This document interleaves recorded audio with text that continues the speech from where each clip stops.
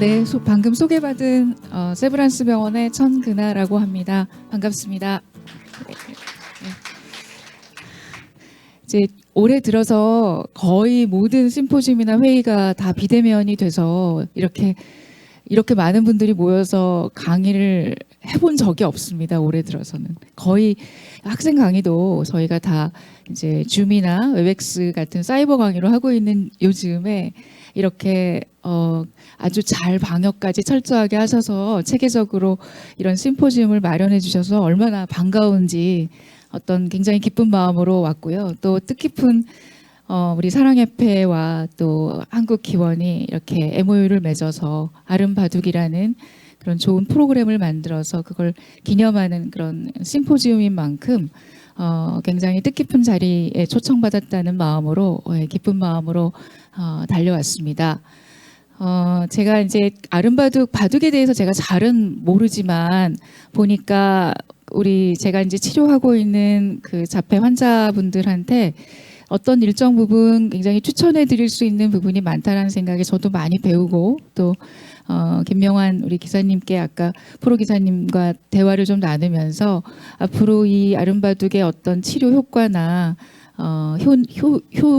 효능에 대해서 연구를 한번 해보고 싶다 그런 이제 제안을 드렸었고 오늘 이제 제 강의를 듣고 우리 많은 이제 프로 기사님들 오셨는데 그 자폐 환자분들, 자폐성 장애 성인분들이나 청소년들 만나서 하실 때 그런 부분들을 전과 후 프로그램을 하기 전과 후에 그런 효과들을 어떻게 어떤 지표를 가지고 보면 좋겠다라는 아이디어를 얻으실 수 있는 그런 계기가 됐으면 좋겠다는 그런 생각을 해보면서 강의를 시작하도록 하겠습니다. 저는 이제 세브란스 어린이병원의 소아정신과 이제 과장으로 있으면서 한 20여 년간을 소아정신과 의사로서 활동을 해오면서 한 어린아이가 아주 아기가 뭐 성인이 돼서 대학도 들어가고 군대도 가고 제대하고 취직도 하고 아이들이 이제 커가는 과정들을 보고 있습니다. 그래서 어릴 때만 보던 그런 이제 초심자 때 의사였을 때와 달리 내가 한 15년 전에 봤던 이 아이가 이렇게 커서 이렇게 되는구나. 좀 장기 추적 관찰을 하면서 상당히 많은 그 배움을 얻고 있습니다. 그래서 환자분들을 통해서 얻은 아이디어가 정말 교과서 어디에도 볼 수 없는 그런 어떤 저만의 어떤 경험들, 우리 많은 소아정신과 의사들 분들 중에도 경험이 오래되신 분들은 분명히 그런 이제 아이들을 치료하면서 커가는 과정을 이제 볼 텐데 그런 저의 경험이 주로 녹아들어가 있는 그런 강의 내용으로 꾸려봤고 그러다 보니 자폐 스펙트럼 장애, 자폐성 장애 환자들이 얼마나 다양한 임상 증상을 갖고 있고 또 얼마나 각각 스펙트럼이 다 개별화된 그 전략을 꾸려서 이들을 도와줘야지 된다라는 생각을 요새는 더욱더 많이 하고 있습니다. 그래서 그런 부분들에 대한 걸 중심으로 말씀을 드려볼까 합니다. 자폐 스펙트럼 장애라고 이제 전문적으로는 그렇게 용어가 통칭이 돼서 자폐 스펙트럼 장애 부모님들은 이제 자스라고 말씀을 하시는데요. 이제 너무 기니까 용어가 자폐성 장애라고도 하고 하지만 전문 공식 명칭은 자폐 스펙트럼 장애입니다. 이것은 이제 유병률이 미국에서 최근 통계 2020년 통계에서는 54명당 1명.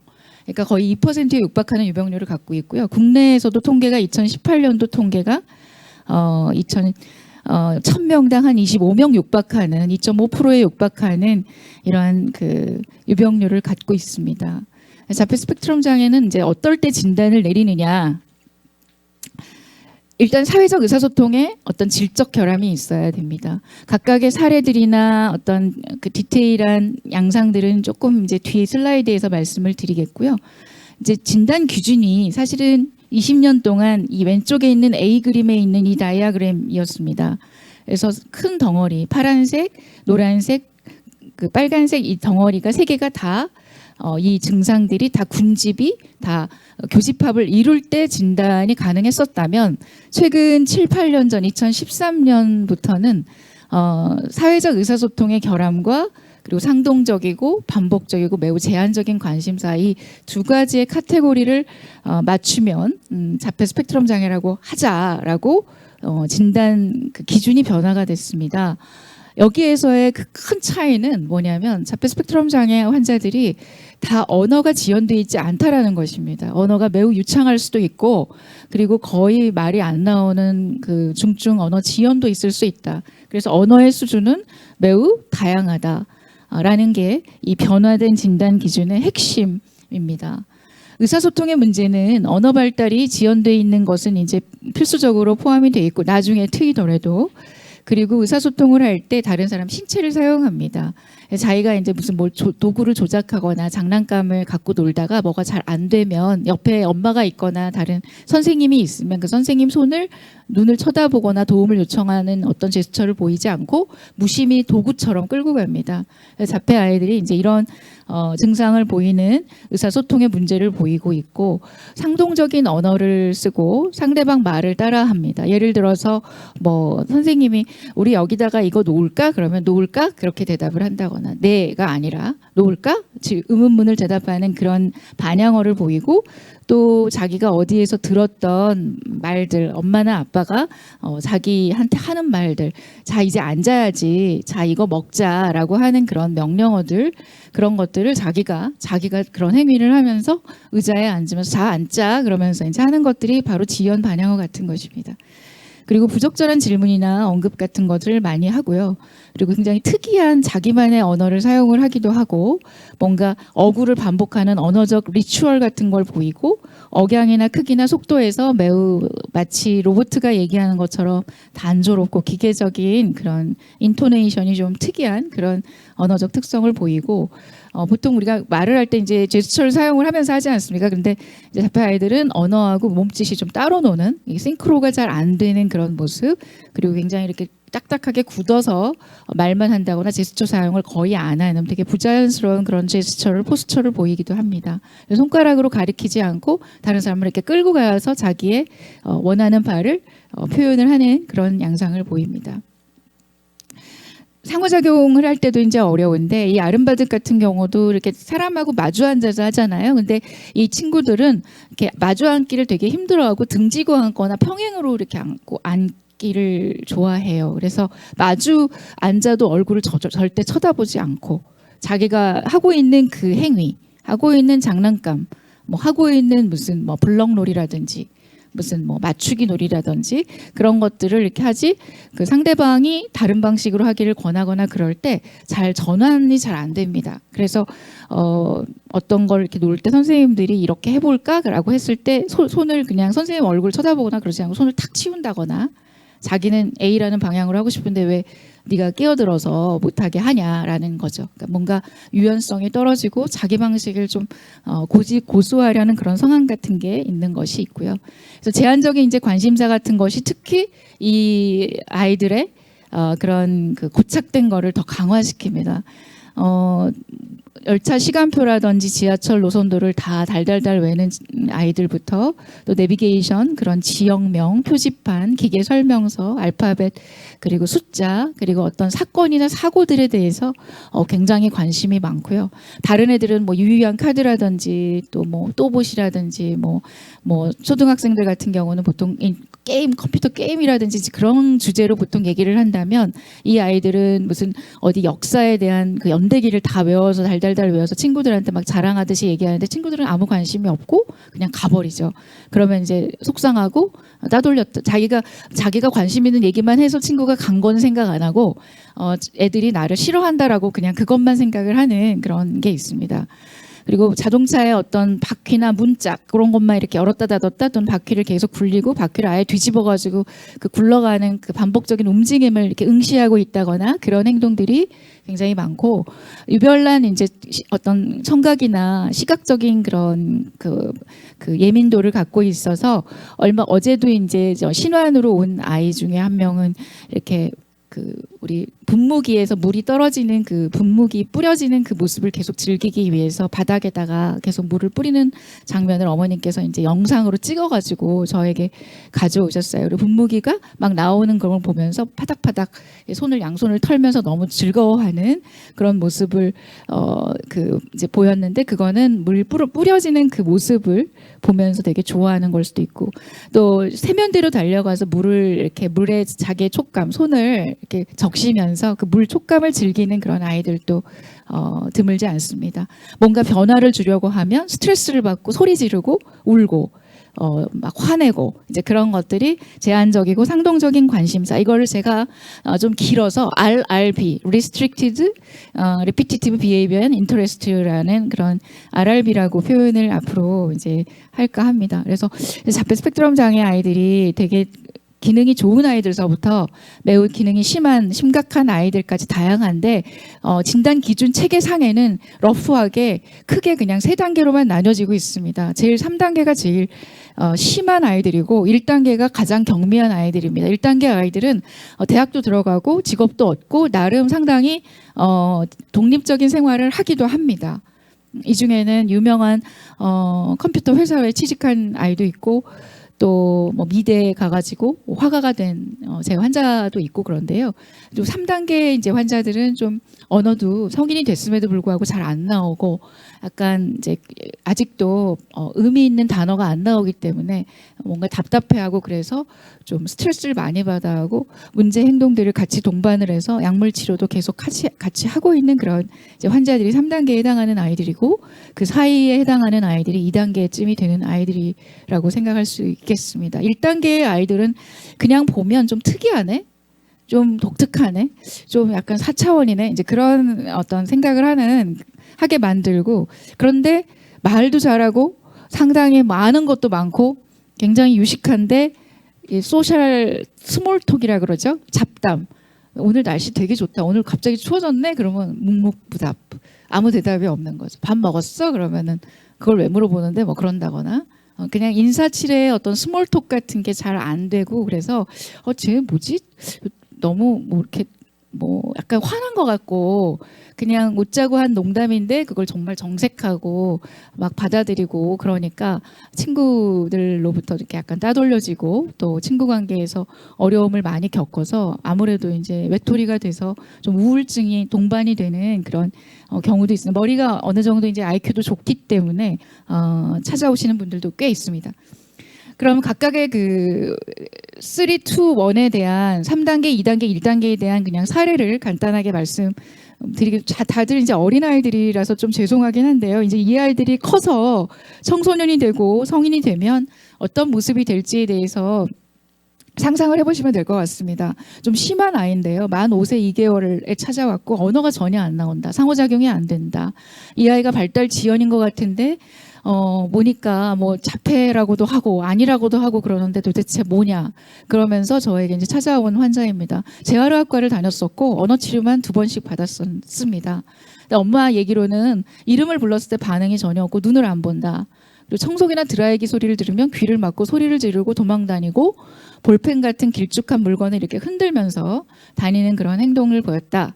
그리고 돌무렵에는 천천석 잠복 고환을 수술했고, 경련 발작, 경기 같은 거죠. 간질 발작을 2~3차례 했었다. 그래서 약물 치료도 소아신경과에서 뇌전증 약물 치료도 하고 있었습니다. 진료실에서 보니까 상호작용 시도를 제가 했을 때 뭐 아무개야 불렀을 때 전혀 반응이 없고, 엄마 손을 끌고 가기만 하면서 박스 버튼을 열으라고 엄마 손을 도구처럼 사용하는 그런 모습을 보였고, 제 이제 키즈 의자들이 있는데 그 의자를 딛고 올라가서 높은 곳으로 무조건 올라가려 해서 제가 제지하니까 소리 지르고 굉장히 우는 그런 모습을 보였던 사례가 이제 3에 해당하는 3단계 좀 심각한 상태에 해당하는 아이가 되겠습니다. 만 4살짜리 아이인데 언어가 좀 늦고, 그래서 만 2세부터 언어 치료와 ABA를 사설센터에서 치료받다 왔는데, 지금 현재 언어 수준은 한 2년 정도 지연된 수준, 아예 말을 못하는 건 아니죠. 2돌 정도의 수준의 언어는 2단어 연결, 3단어 조합이 가능합니다. 그래서 어느 정도 의사소통이 될 것 같은데 반응은 없다, 자기 하고 싶은 말만 한다라는 게 어머님의 이제 힘듦이었죠. 그래서 자기가 치료자한테 들은 이야기 잘했어, 자 주세요라는 말을 본인이 하면서 치료자의 말을 반복하는 그런 에콜라리아, 그걸 이제 반향어라고 하는데 그런 모습을 계속 보였고 동물과 피규어를 보여주니까 그거를 일렬로 이렇게 늘어뜨리면서 그거를 이렇게 제가 어그러뜨리려고 하니까 제 손을 확 밀치면서 이제 화를 내는 그런 양상이 있었습니다. 그리고 이제 제일 경미한 사례는 만 3세 1개월밖에 안 된 아이인데 자기가 읽은 그림책, 동화책을 다 달달달달 외워서 말을 하는 아이였고 두 돌 전후로는 까치발도 걸었고 자동차 줄 세워서 쳐다보고 엄마 말을 그대로 따라하는 그런 증상이 있었었고 엄마를 이렇게 쳐다보고 도와달라고는 하는데 엄마의 이렇게 이 턱쯤을 보면서 도와달라고 하지 엄마의 눈을 보거나 엄마의 표정을 살피는 건 전혀 없었습니다. 이 아이는 만 4살이 됐을 무렵에 지능 검사를 했을 때 세 자릿수에 육박하는 그런 지능이 나왔고 지금 이제 현재 만 4세, 5세가 거의 가까이 됐는데 말을 굉장히 잘합니다. 그런데 자기 하고 싶은 말만 하고 친구들하고 어울리지 못하고 다소 산만하다라는 그런 이야기를 듣고 있어서 어머님이 지금 학교를 입학 관련해서 이제 진로를 어떻게 해야 되는지를 고민을 하고 있는 상황입니다. 이 사례들의 그림은 다 제 환자들 그림인데 아이가 제 진료실에 있는 이제 그 동물 피규어들이거든요. 근데 갖고 놀으라고 하고 엄마하고 제가 이야기하고 있는 사이에 이렇게 동물 피규어들을 일렬로 줄 세우기를 했고 이건 다른 아이입니다. 미니카를 스케치를 아주 세밀하게 했는데 옆에 보시면 무슨 벤츠 C 클래스 그렇게 써져 있고요. 자동차 모델명들이 다 적혀 있습니다. 이 아이는 자기의 장래 희망이 초등학교 1학년짜리인데 장래 희망이 카 레이싱 카 디자이너입니다. 그래서 이 아이도 상당히 그림 실력이 좋고 디테일 세밀화에 아주 능해서 앞으로 그림을 전공으로 하자라고 그렇게 얘기를 하고 진로 상담을 같이 하고 있고요. 이 아이는 어디 섬에서 온 아이인데 어머님이 100장 정도를 사진을 인화를 해서 가져오셨어요. 그냥 스마트폰으로 보여주시면 될 텐데 저보고 소장하라고 인화를 해서 가져오셨어요. 그래서 제가 동의를 얻고 이거를 제가 다시 사진을 찍어서 이렇게 이제 얼굴만 가리고 했습니다. 이게 다 숫자입니다. 그래서 그 프레벨 음물에 나오는 그 교구학습과 건포도 이런 나무 조각들, 퍼즐들을 이용을 해서 다 숫자로 만들고 있는 그런 모습을 어머님이 집에서의 모습을 사진 찍어서 저에게 이제 가져오신 부분입니다. 바로 이런 것들이 제한적이고 반복적이고 상동적인 관심사 및 행동에 해당하는 그런 모습입니다. 이제 저는 환자들을 이렇게 보다 보면 같은 자폐가 다 같은 자폐가 아니고 너무나 다 각자의 길이 다 다르고 또 치료의 방향을 다 다르게 접근을 해줘야 된다는 걸 많이 느끼면서 그렇다면 이 아이들을 처음 만났을 때 어떻게 좀 분류를 세밀하게 할 수 있을까. 그래서 아까 3단계로밖에 안 나눠져 있는 거를 좀 다양하게 해서 15단계로 제 나름대로는 나눠서 환자분들께 설명드리고 이 아이는 이러이러한 치료가 지금 현재 시급하다. 얘가 지금은 이런 치료가 필요한데 2년이나 3년 후에 학교 들어갈 즈음에는 이런 치료를 꼭 추가를 하셔야 된다거나 바꾸셔야 된다거나 이제 그런 이야기들을 보통 드립니다. 그래서 이 보시는 요령은 여기가 이제 지능 지수와 언어 수준이고요. 그리고 아까 말한 레벨 그 3단계의 자폐 심각도가 바로 왼쪽 그 종축입니다. 그래서 횡과 종에 따라서 3, 5, 15에서 15개의 그 심각도를 가지고 본인께 얘기를 드리고 맨 아래 파란색은 자폐 정도는 전혀 없는 정상 아이들. 그렇지만 지적 장애는 있을 수 있는 그런 아이들이 이제 파란색의 그 카테고리에 속하는 아이들입니다. 그래서 가장 심한 아이들이 제일 빨간 우측 이 대각선으로 구자폐증이라고 써져 있는 IQ 34 미만 무발화의 가장 심각한 그 심각도를 갖고 있는 아이들이 가장 심한 아이들이고 가장 이제 경미한 아이들이 정상 지능의 자폐 경향이 있는 자폐 정도도 약하고 지능도 정상인 그리고 언어도 매우 유창한 이런 아이들도 자폐 스펙트럼 장애에 속하지만 이제 이런 아이들은 어떻게 보면은 정상인들과 거의 비슷하게 지내기도 합니다. 그런데 약간 이제 좀 특이한데 뭐 조금 사회적으로는 조금 삐그덕거리기는 하나 그렇다고 직업을 못 갖거나 사회생활을 전혀 못하지는 않고요. 나름 그래도 자기하고 비슷한 부류의 사람들과 어울려서 지내면서 상당히 성공적인 삶을 살고 있는 그런 분들도 있습니다. 그래서 그런 어떤 이런 다양한 그런 스펙트럼 정말 스펙트럼인 거죠. 이런 그 분류를 이거는 이제 뭐 어디에 나와 있는 건 아니고요. 제가 진짜 그냥 환자 경험을 통해서 그리고 지능 지수와 이제 그런 것들을 이렇게 보면 그게 그 환자들의 경과를 예측해주는 굉장히 중요한 지표가 언어하고 지능이고 그다음에 얼마나 치료를 열심히 오랫동안 하느냐거든요.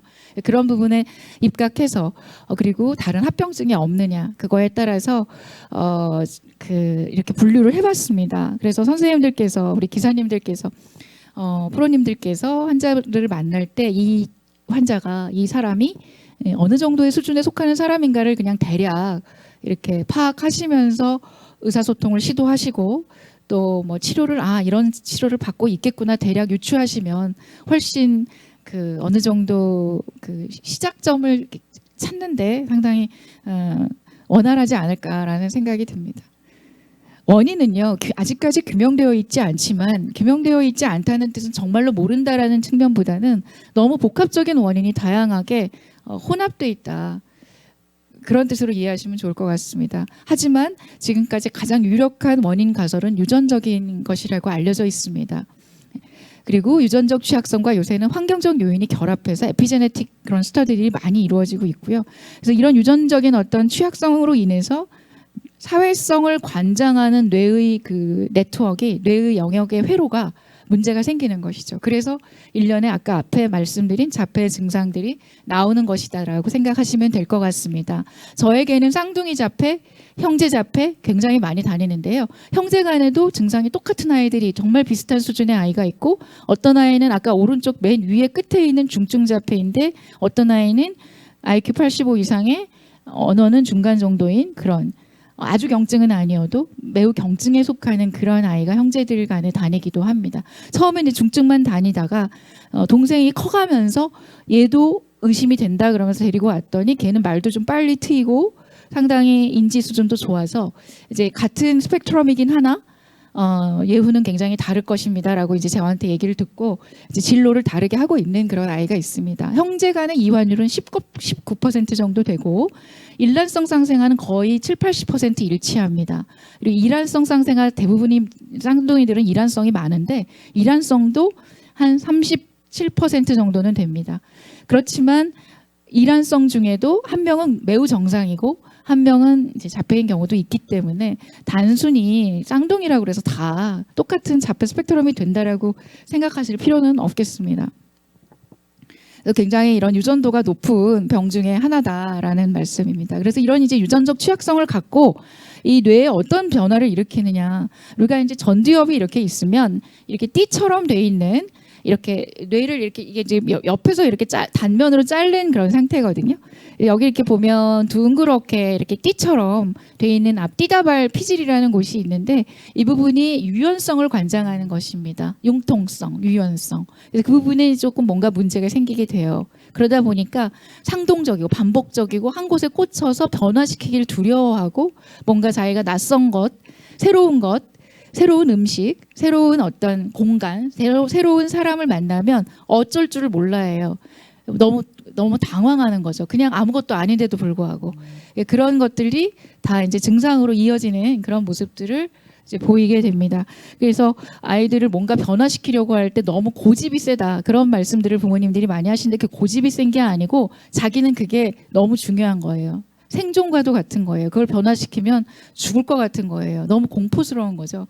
그래서 그거를 할 때 잘 설득해 가면서 보상을 해줘 가면서 해야지 약간 완력으로 한다거나 이제 아버지들이 대체로 아들이 자폐인 경우에 고집이 세다라는 것 때문에 좀 화를 내면서 막 버릇 고친다고 막 그렇게 하다가 애들이 더 심해져서 자해하고 막 그래서 오는 경우도 꽤 있거든요. 그래서 아이들을 훈육할 때 이 아이들은 철저히 행동 중심으로 하셔야지 그런 체벌이나 처벌적으로 하시면 안 된다. 행동을 그걸 안 할 때 강화시키는 방식으로 하셔야지 그거를 못하게 다른 물리적 고통을 수반하게 만드는 거는 오히려 부작용만 나타나는 그건 일반 아이들 양육할 때도 똑같은 거 아니겠습니까?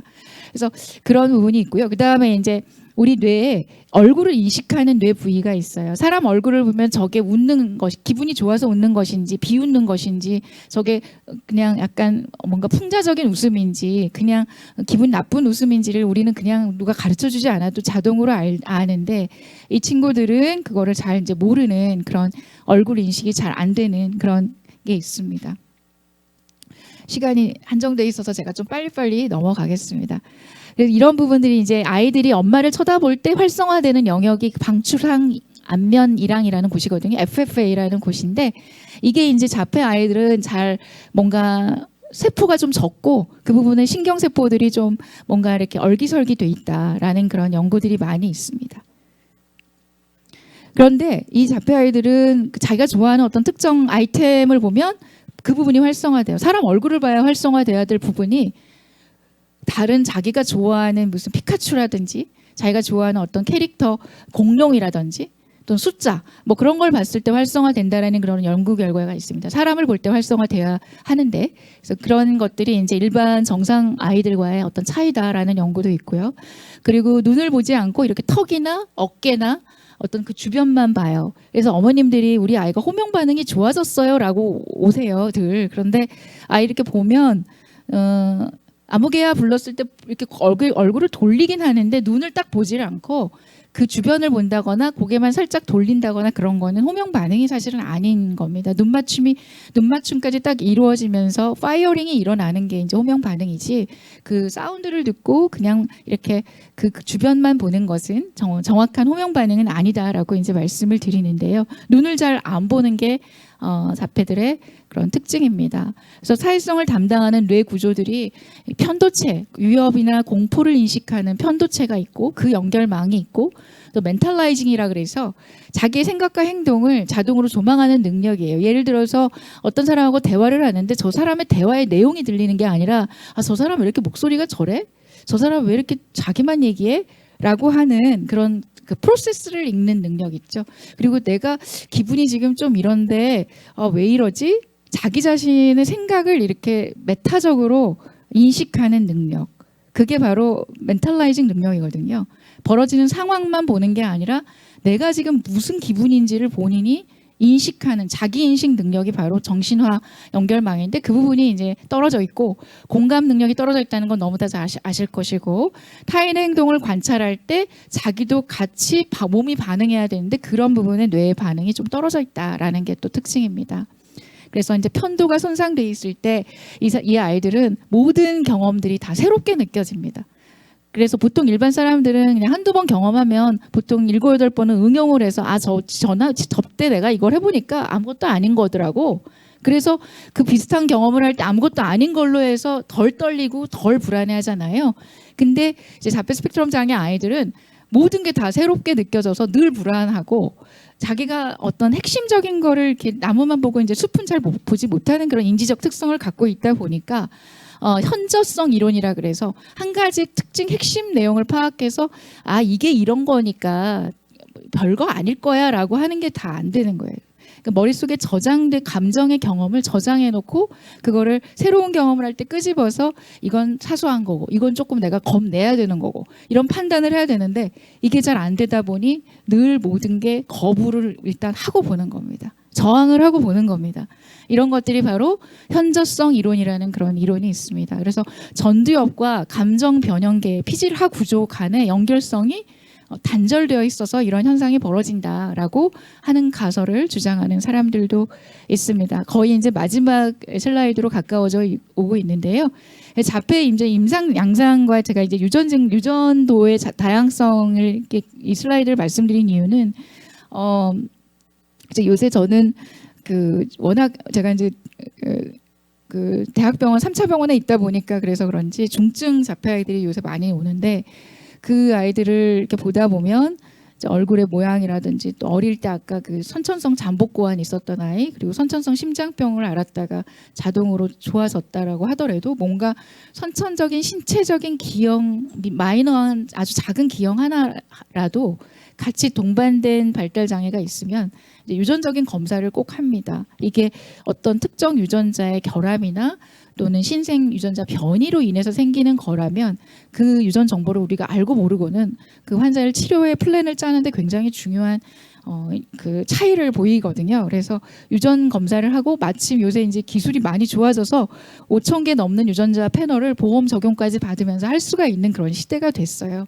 그래서 그런 이제 유전적인 증후군이 동반된 아이들은 사례 1에 해당하는 굉장히 좀 심한 자폐가 이 빨간색 삼각형에 있는 그런 아이가 될 것이고, 아까 레벨 3 언어도 꽤 잘 나오고 고기능이 예상이 된다는 그 아이는 바로 이 하얀색 이 사선으로 된 아이들이 정상 아이들이고, 이제 여기서부터가 자폐를 시사하는 소견인데 거기에 해당하는 아이들이라서 유전도에 따라서 유전적인 특성에 따라서 아이들의 심각도도 이렇게 다르다라는 것을 이제 말씀드리고, 제가 이제 세브란스 자폐 클리닉과 또 연세 자폐 연구소를 같이 운영을 하면서 임상 환자들도 보고, 또 환자들이 연구에 참여하고자 하는 의지가 있으시다면 참여시켜서 다양한 이제 연구들을 하는 자폐 연구소에서 연구소 이렇게 같이 하고 있는데, 유전적인 연구, 또 뇌 영상 연구, 뇌파 연구, 그런 다양한 연구들을 해서 서로 상호작용을 보고 있고, 임상 연구들도 많이 이제 하고 있습니다. 뇌 영상 연구를 지금까지는 많이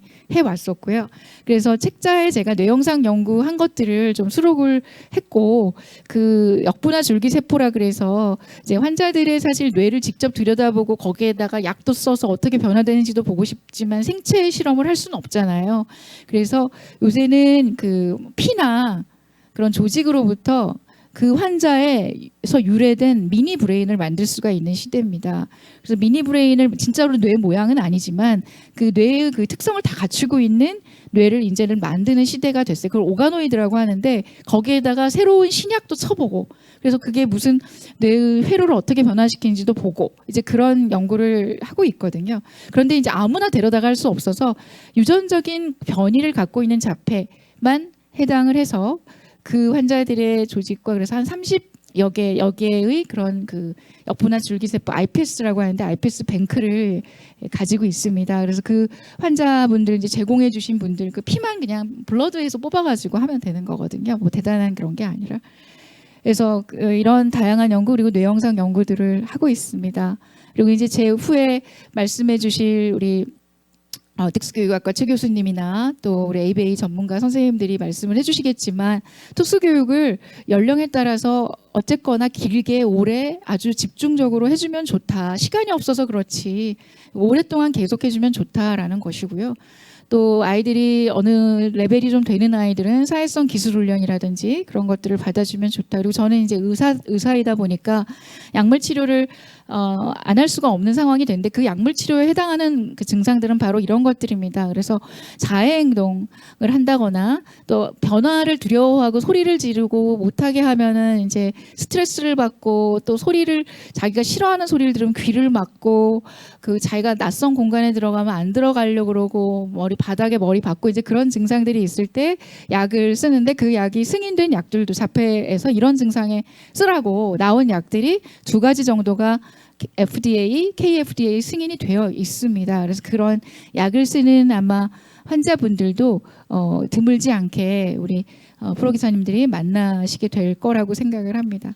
저의 앞으로의 계획은 이런 환자분들을 좀 세분화하고, 요새는 정밀 의료가 화두거든요. 환자들이 다 같은 진단을 받았지만 같은 자폐라고 해도 세분화해서 그 개별화된 맞춤식 치료 전략을 세우는 게 가장 중요하다. 그것이 치료 효과와 예후를 좋게 한다라는 것이 요새 이제 의학계에서는 저뿐만이 아니라 모든 질환의 화두입니다. 정밀 의료 전략을 위해서 인공지능 팀과도 함께 이제 노력을 하고 있고, 대장 미생물 연구, 면역 연구, 뭐 다양한 연구들을 하고 있습니다. 조기 진단에도 뭔가 어떤 역할을 하기 위해서, 도대체 그 일반 그 커뮤니티에서 환자분들을 너무 늦게 데리고 오셔서 문제가 되지 않게 하려고 어떤 그런 아이를 키우면서 문제가 될 때 그런 통찰이라든지 인식 능력을 좀 좋게 하려는 그런 방법이 무엇일까에 대해서도 연구를 하고 있습니다. 무엇보다도 부모가 안목이 있어야 되고, 또 선생님들이 안목이 있어요. 어린이집 교사가 또 안목이 있어야 되고, 그런 여러 가지 것들을 이제 함께 하는 것이 또 의사로서의 역할이 아닐까라는 생각이 듭니다. 제가 운영하고 있는 자폐연구소, 연세 자폐연구소의 그 여러 교수님들과 다학제로 저희가 운영하고 있고요. 이제 최근에는 모 대기업이나 중소기업들에서 요새 이제 비대면 사회가 너무 빠르게 이 파라다임이 바뀌면서 비대면 사회에 맞는 이런 AI를 이용한 그런 앱 프로그램이라든지 모바일 그런 치료 전략들이 굉장히 많이 나오고 있습니다. 그런 거에 발맞춰서 이 아름바둑 프로그램도 부디 어떤 좋은 치료적인 하나의 그 모달리티로서 잘 자리 잡을 수 있기를 기원하면서 제 강의를 이것으로 마치도록 하겠습니다. 감사합니다.